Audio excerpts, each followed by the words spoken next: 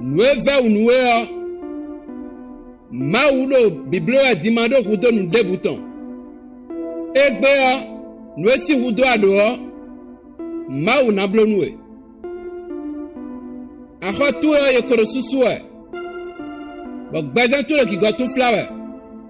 Kwa bada kuno zaba mesinda hirola wenu. Wenu nde bana ho de ba mau mavanvana se de betue. Bana dateji. Mena hanundo Jean 4 verset 11. Mulando. Yono kada nu Jésus do.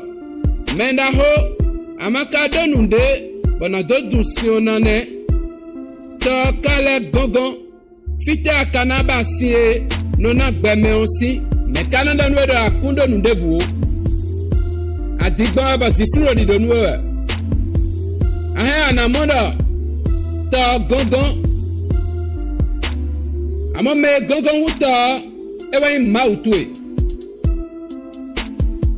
me no via ede nu biro ede me no nu bia eye mewa ede akuno Jesu kodande ado Kristo ho me ado nu bi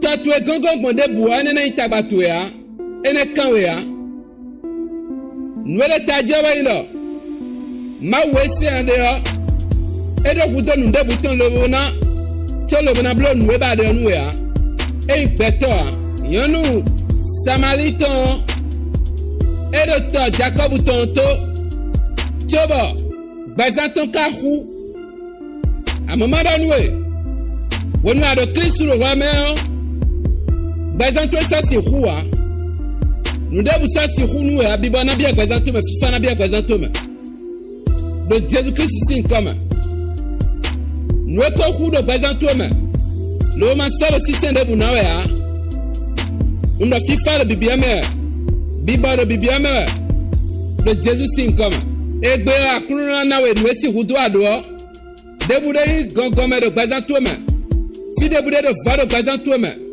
akunna de susuwe de be de Jésus sin comme si bato me bazanto me to si sade na gosime to si sade na gosi bazanto me eno ana si me singlan sile belele dole mere nukundo ele me no tuena na si no tue ena na si tatue no vituela mede bude zenu ku etolo jituela ena manda gbeda siwe do Jesus sin kama ndebude si hudo ado do bazanto me ndebude ado si hudo ado do devizato me ndebu si hudo do anzato me ndebu si hudo ado entreprise wala me ndebe si wudo ado lo na be projet wala nda kunu na la ton ganu